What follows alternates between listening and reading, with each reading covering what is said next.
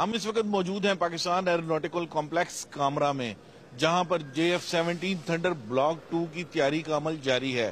JF-17 thunder ایک خواب تھا جو چند سال قبل خطے کی صورتحال اور دستیاب وسائل کو دیکھتے ہوئے پاک فضائیہ کی قیادت نے دیکھا تھا۔ آج یہ خواب شرمندہ تعبیر ہو چکا ہے۔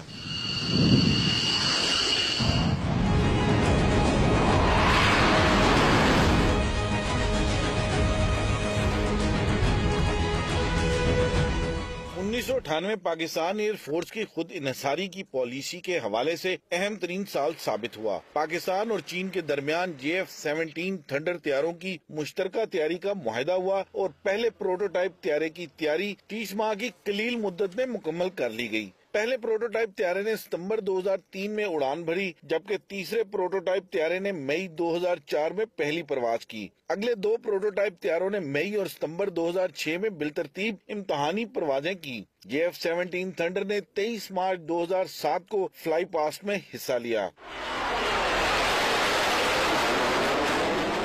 اس جہاز پہ ہمارا پورا کنٹرول ہے، پوری صلاحیت موجود ہے کہ ہم اس کو جس طرح مرضی امپلوائے کریں، جو مرضی ویپنز انٹیگریٹ کریں۔ اس لحاظ سے یہ ایک فورس ملٹی پلائر ہے۔ پاکستان ایئر فورس کی بیک بون JF-17 سے ہوگی۔ طیارے کو پاک فضائیہ کے پرانے طیاروں سے تبدیل کرنے کے لیے منصوبہ بندی کی گئی تھی۔ JF-17 تھنڈر طیارہ ہر قسم کے موسم میں ایک کارآمد طیارہ ہے۔ طیارہ 1.6 میک کی رفتار سے پرواز کی صلاحیت رکھتا ہے۔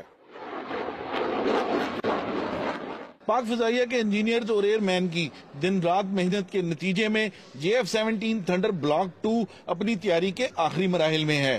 اس طیارے کی پاک فضائیہ میں شمولیت کے بعد ایئر فورس کی نہ صرف کارکردگی بہتر ہوگی بلکہ اس کو روایتی دشمن پر برتری بھی حاصل ہوگی۔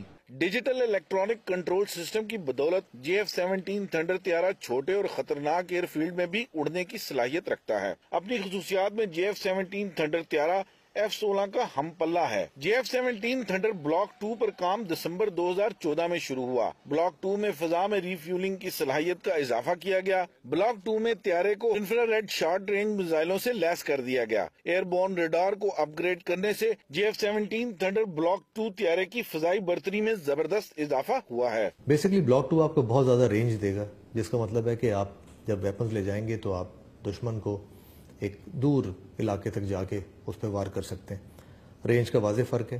اس کے علاوہ ویپنز کی ایبلٹی میں بھی فرق ہے، کیونکہ ایویونکس اپ گریڈڈ ہیں، تو آپ جو بھی ایویونکس اور ویپنز لیں گے وہ ہمارے ایویونکس اس کو ایبزارب کرنے کی قابلیت رکھتے ہیں۔ بلاک 2 میں VVR انٹیگریٹ کیے گئے ہیں۔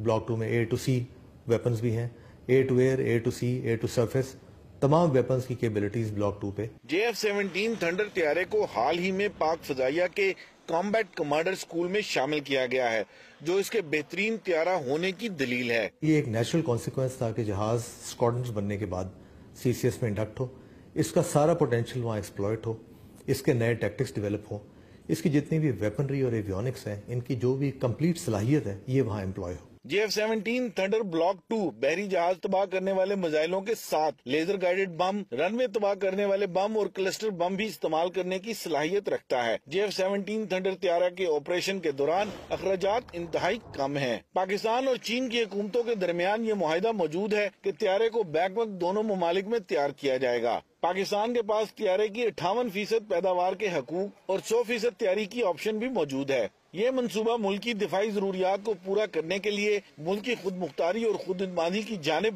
بڑا قدم ہے۔ یہ پروجیکٹ پاکستان کی معیشت میں ترقی کا ضامن ہے، جو کہ ہماری حکومتی اور ملکی پالیسی کا اہم جزو ہے۔ سب کی نظریں ہوتی ہیں کہ آپ کیا انڈکٹ کر رہے ہیں، اور آپ نے اگر انڈکٹ کر لیا تو بہت سارے ایسے ممالک بغیر اس جہاز کو دیکھے ایویلویٹ کیے انڈکٹ کرنے کے لیے تیار ہوتے ہیں۔ JF-17 تھنڈر بلاک 1 اور بلاک 2 نہ صرف پاک فضائیہ کی ضروریات پوری کریں گے بلکہ اس طیارے کو خریدنے والے ممالک کی ضروریات بھی پوری کی جائیں گی۔ 50 جہاز تو انڈکٹ ہو چکے ہیں، یہ بلاک 1 تھا۔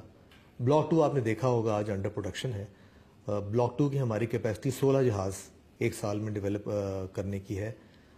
اس کیپیسٹی کو ہم 20 تک لے جانے کے لیے بالکل تیار ہیں، اور الٹیمیٹلی اراؤنڈ 25 کے قریب یہ کیپیبلٹی ہم لے جائیں گے۔ دنیا میں ایسا کوئی طیارہ نہیں جو انہی خصوصیات کے ساتھ اتنی کم قیمت پر دستیاب ہو۔ مغرب میں تیار کیے جانے والے ایک تربیتی طیارے پر بھی زیادہ لاگت آتی ہے۔ دنیا کے کئی ممالک JF-17 تھنڈر اور JF-17 تھنڈر بلاک 2 کو خریدنے میں دلچسپی ظاہر کر چکے ہیں۔